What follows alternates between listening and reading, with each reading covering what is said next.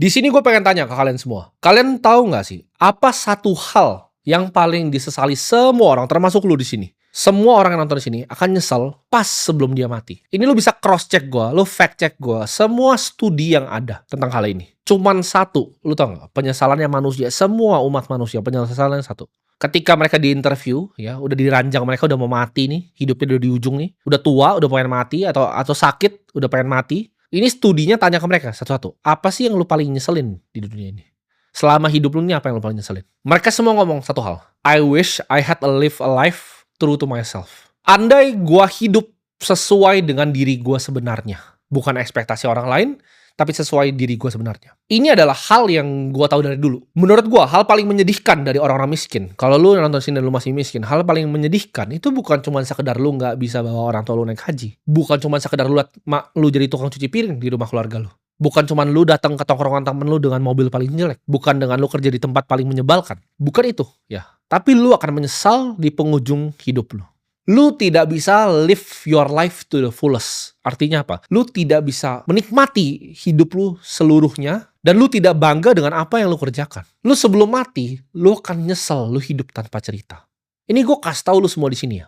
Kalau gue, amit-amit ini gue dipanggil nih sama yang di atas, hari ini juga, benar-benar hari ini juga, gue tidak ada satu pun yang gue pengen balikin. Gue tidak pengen balik waktu, tidak ada yang pengen gue benerin, karena gue ngerasa gue live my life to the fullest setiap harinya. Setiap gue bangun pagi, sampai tadi gue masih meeting di kantor, gue syuting ini sekarang, semua yang gue lakukan itu ada artinya.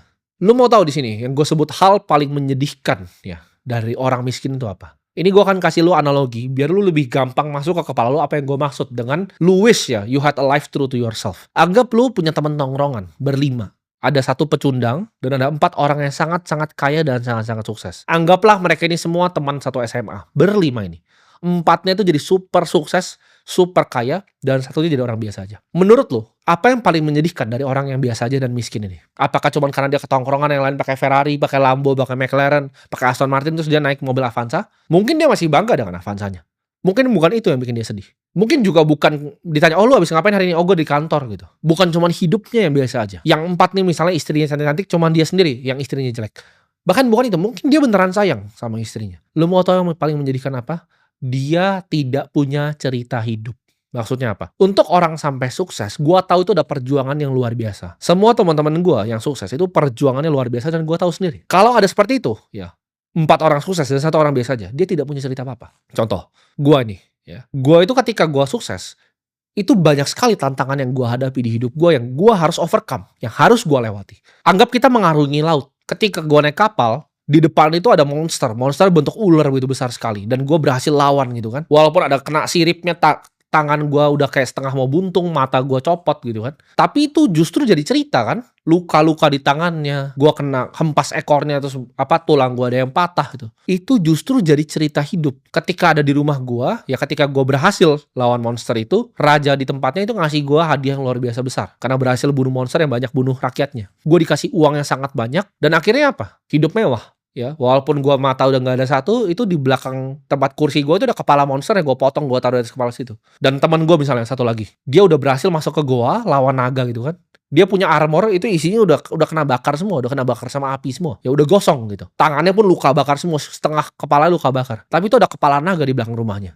Semuanya punya monsternya masing-masing. Gue udah lawan ular di laut, ada yang lawan naga, ada yang lawan monster yang lain. Tapi satu orang ini yang paling sedih adalah apa? Dia tidak ikut perjalanan itu. Semua yang lain tuh punya naganya masing-masing. Semua punya monsternya masing-masing. Tapi satu orang ini, dia orang yang cuma nggak ikut perjalanan itu. Dia tidak punya cerita apa. Dia nggak bisa cerita, oh gue kena ekornya begini. Atau gue tamengin apinya. Walaupun ini gue tangannya kebakar semua, tapi akhirnya naganya kalah. Dia tidak punya cerita itu. Itu yang paling menyedihkan. Dan di akhir hidupnya, ketika dia sudah mau mati, dia tidak punya cerita seperti itu. Itu yang makanya gue bilang, orang miskin tuh pasti sedih matinya. Menurut gua ya, hidup ini adalah sebuah permainan. Hidup adalah sebuah game. Dan high score-nya apa? High score-nya adalah uang. Orang ya, kalau bisa bilang uang itu nggak penting, gue udah tahu orang itu pasti goblok. Ada yang bantah gue nih, ada yang bilang, oh ada beberapa penemu yang hebat di dunia ini, tapi nggak punya uang. Menurut gue dia adalah orang yang bodoh. Karena kalau dia beneran pintar, dia harusnya tahu ya bahwa uang itu adalah solusi dari semua permasalahan hidupnya. Dia berarti adalah orang yang egois. Ya makanya bodoh. Dia egois, dia merasa idealis, dia merasa dia pintar, dia nggak usah nyari duit. Elon Musk ketika dia interview, lu bisa cek nih, interview salah satu yang terakhir dia. Ditanya nih sama interviewer, siapa sih yang menurut lo orang paling pintar di dunia selain lu? Jawabannya dia siapa? Oh, pertama dia mikir kan, abis itu dijawab. Larry Ellison yang bikin Oracle. Kedua, yang menurut dia pintar juga, Larry Page yang bikin Google. Ketiga, Jeff Bezos yang bikin Amazon. Tiga-tiganya ini adalah orang yang sangat sukses dan sangat kaya. Dan orang yang sangat pintar menurut Elon Musk, ya ini tiga orang ini. Yang intelektualnya super tinggi, udah pasti orang kaya. Jadi lu jangan percaya kalau ada yang kesannya intelektual tapi sebenarnya nggak punya duit. Kenapa lu tidak selesaikan game uang dulu sebelum lu baca tentang hal yang lain, sebelum lu melakukan hal yang lain? Karena itu adalah high score dari hidup. Yang sedihnya dari orang miskin itu bukan cuman dia nggak punya high score-nya, tapi high score itu yang bisa buka banyak peta-peta baru. Ya itu persis kayak main game. Uang lu banyak, lu bisa unlock map bahkan di dunia ini. Oh, lu bisa ngelihat Eropa seperti apa, lu bisa melihat pegunungan di Swiss seperti apa. Lu kalau mati miskin, orang tua lu nggak pernah lihat semua itu. Mereka cuma di kampung lu doang yang jelek. Yang lu anggap bagus itu enggak, itu sampah. Lu belum jalan-jalan ke Santorini. Lu belum lihat gitu loh dunia ini seperti apa. Itu bisa dibuka map dunia ini itu sama uang. Contoh ya, gue ngumpul. Kenapa gue suka cari ibaratnya pertemanan yang sama-sama sukses? Ketika gue ngumpul sama anak-anak di grup kita, ya di Holy Wings, itu semuanya punya ceritanya masing-masing dan seru sekali. Mereka tuh punya monsternya, punya naganya masing-masing. Contohnya Hotman, dia cerita zaman dulu ya, itu nggak ada yang kayak gini bisa viral-viralan. Pengacara zaman dulu tuh harus bawa pistol, harus punya izinnya untuk bawa pistol kemana-mana.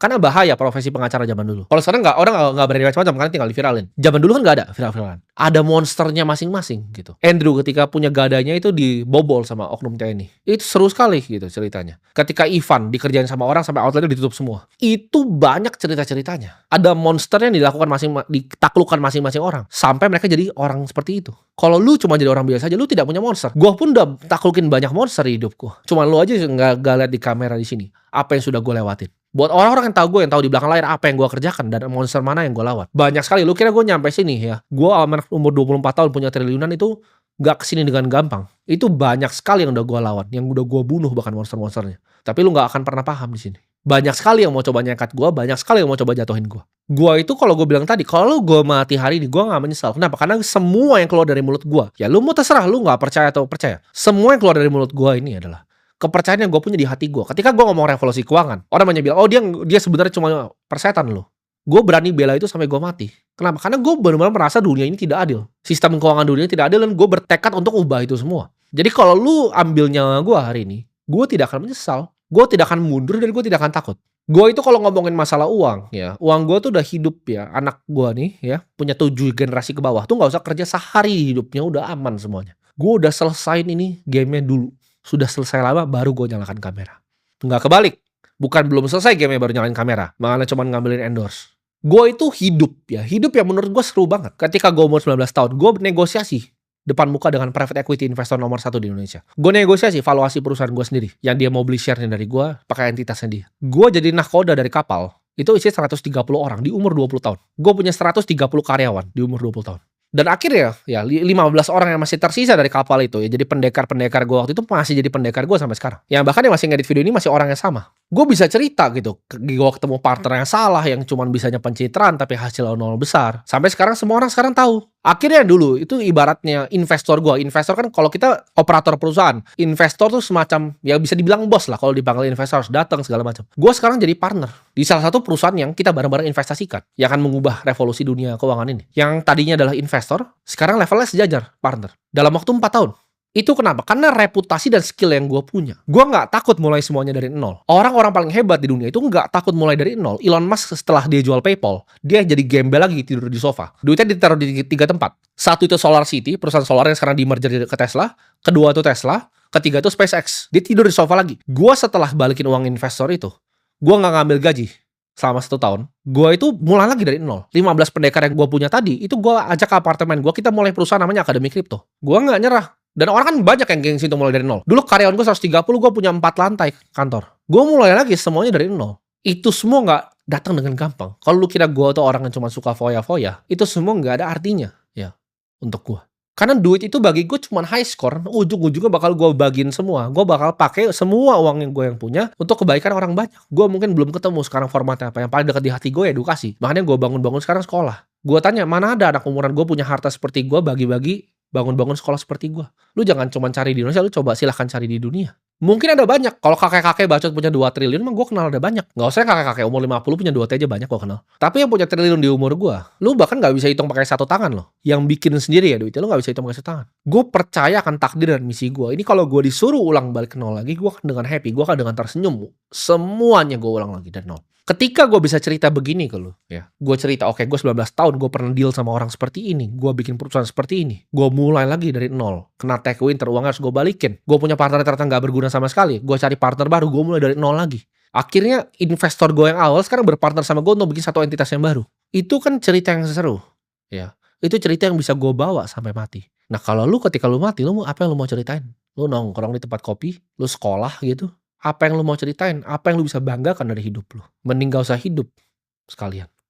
Nggak perlu lu bernafas. Dan buat lu semua, beberapa orang, sedikit orang di sini yang punya ambisi, ya, yang tahu apa yang gue omong ini, lu akan tergerak hatinya. Tapi kalau untuk orang-orang yang bodoh, yang goblok itu, yang tadi pecundang-pecundang itu, yang tadi, yang tipe yang nomor 1 itu, ada yang akan ngomong gini, oh gue nggak apa-apa, 4-nya lawan naga, gue cuma santai-santai di rumah. Ya silahkan jadi lu aja. Karena itu semua orang, 99,9% orang. Gue yakin cuma 0,01 orang di sini yang berambisi. Dan yang denger maksud gue ini apa. Orang yang tadi akan bilang, gue gak mau lawan naga, lu sombong lu lawan naga gitu. Sekarang gue pengen lu coba ingat-ingat ya. Tahun baru itu kapan sih? Ini udah mau setengah tahun loh. Ini udah mau jalan setengah tahun dan apa yang lu udah kerjain? Coba gue pengen tanya deh. Atau yang gak usah jauh-jauh. Yang hujat gue dari Kopi 80.000. Semua artis-artis monyet itu semuanya. Lu semua udah jadi apa sekarang? Dan gue jadi apa di dunia ini? Dalam waktu 1 tahun, 1,5 tahun. 4 bulan lalu, tahun baru. Lu dari 4 bulan lalu sampai sekarang lu ngapain? Masih nongkrong kah tempat sama?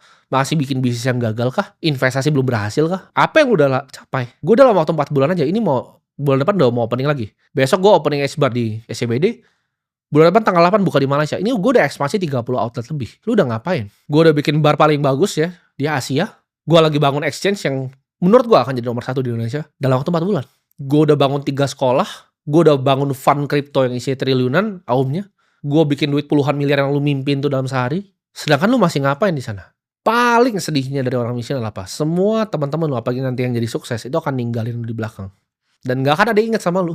Ketika lu mati gak ada yang peduli sama lu. Bahkan lu mati besok pun keluarga lu cuma nangis 2 bulan. Habis itu mungkin orang tua lu sendiri juga mikir ini anak gak berguna gitu. Jangan di saat lu udah telat, lu baru sadar, otak lu baru kebuka, oh baru mau belajar. Karena waktunya udah gak ada lagi. Hidup itu sangat singkat. Lu silakan tanya ya. Coba yang umur 40-50 tahun sini komentar biar anak-anak muda ini tahu. Hidup tuh sangat singkat. Lu kedip nanti lu udah umur 40. Lu udah jadi pecundang ya, masih kerja sama orang, mobil LCGC, istri jelek, rumah jelek. Silahkan, gue tahu kebanyakan orang 99,9% maunya itu. Tapi buat lu 0,01 yang nonton ini, ya gue tunggu lu di perjalanan. Jangan cuma ngomong, oh gue mau lawan naga. Lu baru ketemu singa yang kecil aja lu dicakar dan nangis pulang.